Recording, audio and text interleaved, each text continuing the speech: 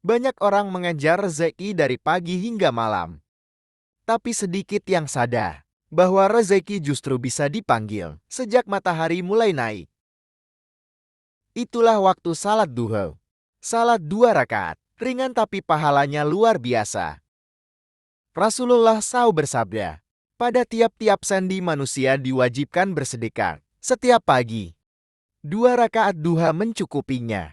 Bayangkan hanya dengan 2 rakaat. Engkau seperti bersedekah untuk seluruh tubuhmu. Tapi tak berhenti di situ. Salat duha juga dipercaya membuka pintu rezeki. Banyak kisah orang-orang yang awalnya sulit ekonomi, lalu rutin duha, dan hidupnya perlahan berubah. Usahanya lancar, tagihan tertutup satu persatu, dan hatinya lebih lapang. Kuncinya niat ikhlas. Lakukan bukan karena ingin kaya semata, tapi karena ingin lebih dekat dengannya. Coba saja selama 21 hari. Bangun wudhu dan salat duha di 7.30-10. 30 pagi rasakan bedanya sendiri. Tanda hubung, tanda hubung, tanda hubung. Segmen 2 sedekah yang membuka pintu langit. Sedekah bukan hanya soal memberi, tapi soal melepaskan. Dan percaya bahwa Tuhan takkan membiarkanmu rugi. Banyak orang takut memberi karena merasa belum cukup. Tapi justru dalam kondisi sempit, sedekah bisa menjadi pembuka jalan.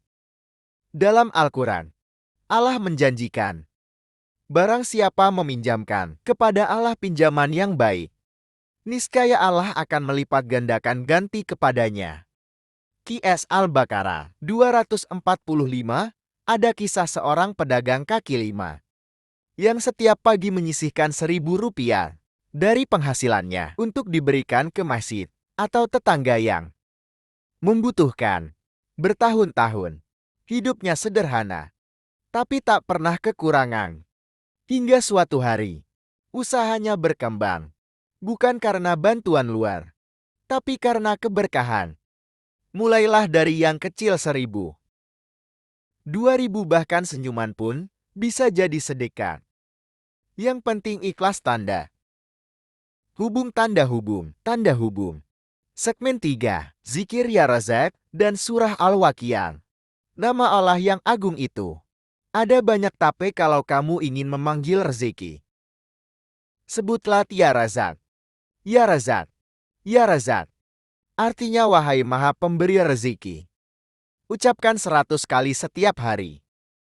Setelah salat atau sebelum tidur. Ulangi dengan hati yang yakin. Maka rezeki yang selama ini tertahan bisa mulai mengalir. Selain itu, biasakan membaca surah Al-Waqiah di malam hari. Dikenal sebagai surah anti miskin. Banyak orang merasakan dampaknya. Kata para ulama, siapa yang rutin membaca Al-Waqiah akan dijauhkan dari kefakiran. Tak selalu langsung kaya, tapi selalu cukup. Dan itu lebih penting.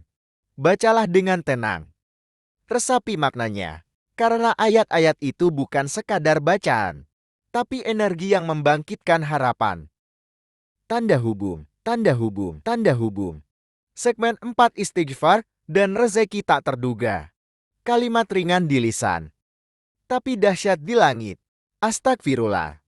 Dalam Quran disebutkan, mohonlah ampun kepada Tuhanmu. Sesungguhnya Dia Maha Pengampun.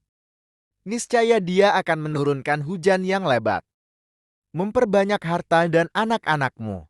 Qs 0, 10-12. Istighfar bukan hanya menghapus dosa, tapi juga membersihkan penghalang rezeki.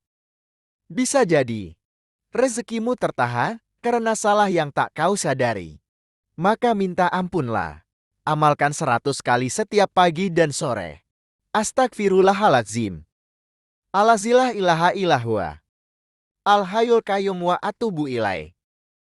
Lihat bagaimana hidupmu berubah pelan-pelan. Urusan yang rumit jadi mudah. Kebutuhanmu terpenuhi. Dan hatimu lebih ringan. Tanda hubung, tanda hubung, tanda hubung. Segmen 5, adab menjemput rezeki. Pelajaran dari leluhur. Dalam budaya Jawa, rezeki bukan hanya soal bekerja, tapi juga soal laku batin. Orang Jawa percaya, rezeki itu datang pada hati yang bersih, lidah yang tidak suka mengeluh, dan laku hidup yang selaras dengan alam. Ada nilai-nilai luhur seperti Nrimo Impandum, menerima dengan syukur, sumeleh pasrah, tapi tetap berikhtiar, dan tepo seliro, menghargai orang lain, saat hati tenang dan hidup selaras. Rezeki datang tak hanya dari usaha, tapi dari arah yang tak diduga.